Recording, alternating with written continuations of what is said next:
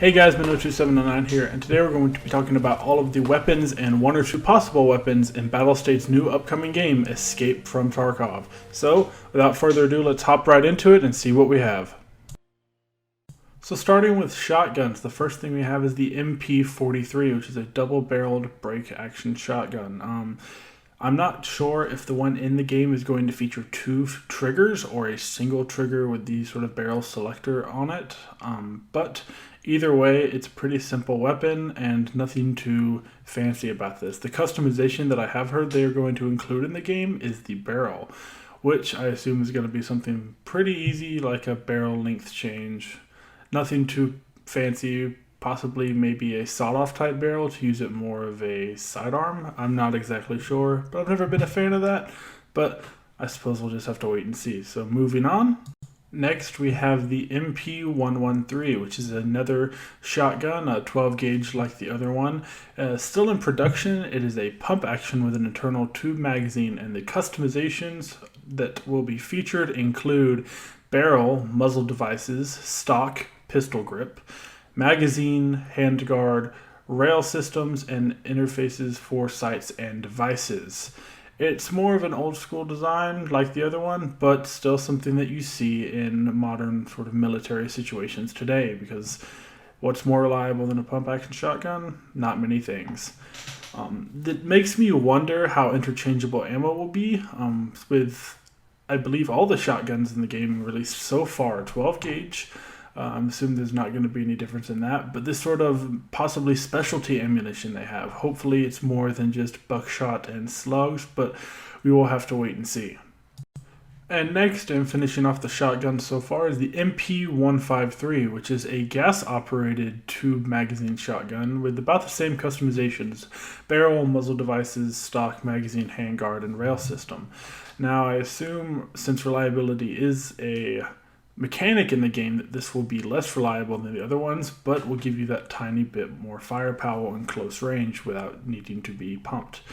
I'm not quite sure if they're going to have reduction of range or things like that for balancing, like a lot of games do that aren't quite as hardcore, or just going to be honest and say it's a shotgun just because it can shoot faster than another one doesn't mean it should do less damage, which I really hope they go that way, and you just kind of have to suffer with the more used ammo and lack of reliability. But other than that, shotguns are pretty simple, and moving on.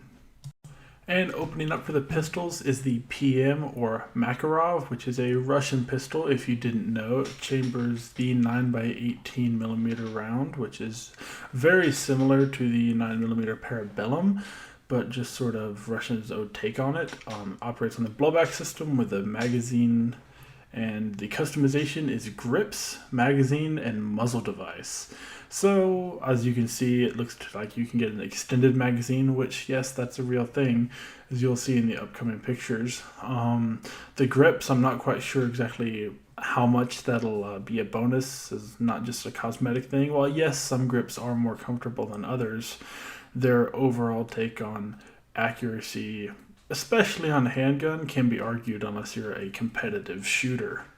And then I guess a suppressor for the rare device, which it almost surprises me that it would be rare, because the Makarov I thought was a very, very commonly used handgun. But maybe they just want to limit the amount of suppressors in the game, especially on sidearms. But I mean, I'm excited to see it, excited to see some classics, and something that's still used today, still in the game. So I'm pretty happy about that. And next we have the PB, which does stand for something in Russian, which I'm not even going to attempt to pronounce, but literally translated is quiet pistol or silenced pistol. And this is a model based off the Makarov, actually, and it shoots the same round, operates on the same system, and actually uses the exact same magazines, at least for endgame. The customization includes grips and magazines, not muzzle device, because it does have the integrated suppressor, which they do say is removable. And this may be why the Makarov has a muzzle device that is rare. Possibly they just weren't made and these handguns were made instead. That way it wasn't really sort of an issue. It was just something that was integrated and removable. Anyway, not much to say about this, about the same weapon with a suppressor attached, so we'll move on. And now the TT or Tokarev, I believe that's how you pronounce it, with the customization options of grips, magazines, barrel, and muzzle device with threaded barrel. This handgun fires the 7.62 by 25mm round, and I'm not sure if the game is going to have two separate models, one with a threaded barrel and one without, to sort of force you to find the right one if you do have that suppressor handy and want to equip it. I guess we'll just have to wait and see, but other than that, a pretty simple handgun. I'm sure a lot of you recognize it or know it. It has been in a few games before, and even without the games, it is a pretty popular option and has been used by a lot of different people. So we'll move on to the next one. And finally, for the last handgun confirmed, is the P226 Sig Sauer, and boy am I excited for this one. It fires the 9mm Parabellum round, the 40 S&W, and the 357 SIG, which makes me assume that if you can't customize the gun itself, which will be the easy way to do it, there will be different models and you can customize everything else.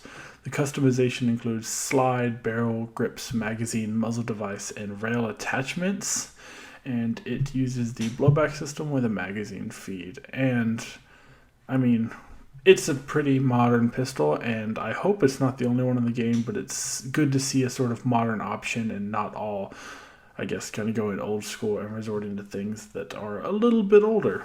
So hopefully it'll open the door for maybe some Glocks or Berettas or maybe a newer model 1911. I'm not quite sure, but either way, it's good to see sort of a new, one of the higher tech handguns in the game. And now on to the nitty-gritty of assault rifles, and we're starting it with a pretty well-known one, the M4A1, which is so far the only confirmed variant in the game. Fires the 5.56 by 45 round with a 30-round box magazine and is a gas-operated assault rifle. And the customization is a mouthful. We have upper receiver, stock, pistol grip, magazine, charging handle, barrel, fore-end plus gas pipe, foresight, rear sight, muzzle brake, tactical grips, various mounts and adapters for sights and attachments. And I mean, what more do you expect from an M4 that's known to being able to adapt to almost any situation with sorts of attachments and stuff? But I'm sure all of these attachments come with a drawback, possibly making the weapon unwieldy or slow to move around with just something attached to every slot you have open. It does have what appears to be a lot of detail put into this, and so do all the weapons, but I do hope that they don't focus on some more than others just because they're kind of the poster boy weapons. I hope they do all get the sort of same very, very finely combed polish that, you know, they all deserve.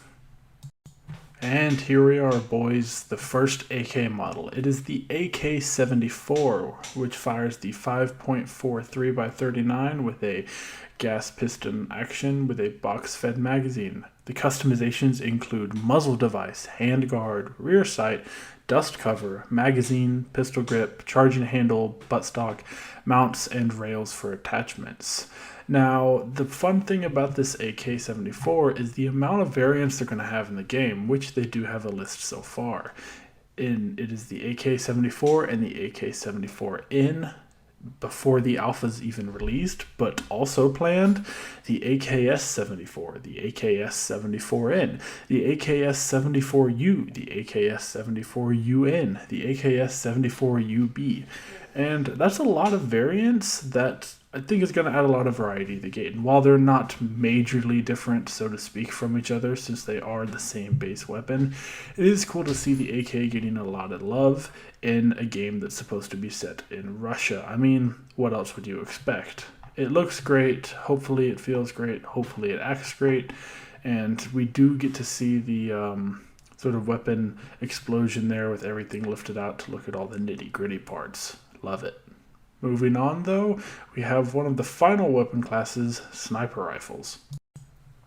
And so far, the only sniper rifle confirmed in the game is the SV98, which is a pretty well-known one. It fires the 7.62 by 54R round with a bolt action and is fed with a box magazine. The customization includes muzzle device, iron sight, and scopes with a Mirage shield, which, as far as I know, this is the first time a Mirage shield has been put in a game, at least as a customization option, and I think that's pretty darn cool. If you don't know what that is, it's sort of a blinder that goes between the barrel and the scope to kind of run along the barrel to stop heat after firing to sort of obstruct your vision. While some people might say it doesn't really do much, it has been proven to at least affect some people. And I mean, if you're a competitive shooter, you need every bit of help you can get, but in a game, I'm kind of curious to see just how useful it will be. Now, while this is the only confirmed sniper rifle in the game, there are a couple more surprises that they haven't really talked about on their forums yet, but they did post a YouTube video over.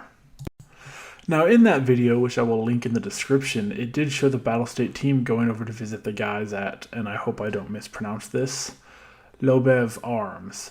Now, it's a pretty high-tech sort of weapons manufacturer, and they make some pretty nifty stuff, and it showed them having hands-on with a lot of different weapons. But the two that I think I saw the most just from looking at the video is the DVL-10M2, which is another bolt-action box-fed sniper rifle that fires a 308 round. The other one was the DXL-2, which is another bolt-action box-fed magazine sniper rifle that fires the 308 as well. And while they haven't confirmed these in the game, it was shown that they were at the very least firing them and looking at them. So it is a very, very possible thing to think about that one of these, if not both, will make it in. Because why else would they go out there and take so many pictures and do so much capturing when they cared this much about detail just to maybe listen to a rifle or get sounds? So I think at least one of them is going to make the cut, if not more. But as far as I know, that's all that's in the game right now. All of this information was found in the official Escape from Tarkov forums, which I'm not sure if you guys have crawled through very much, so that's why I made this video. I'll post a link in the description if you want to check it out yourself. And I'll post a link to the Lobev Arms in the video where Battlestate went to visit Lobev Arms in the description as well. But other than that, if you liked the video, give me a thumbs up. If you didn't, give me a thumbs down. If you want to see more Escape from Tarkov coverage, I will be covering all of the big developments so far, which it's been kind of quiet a while after their failed stream, but fingers crossed for something new and shiny. But that's it. Minnow2799 out.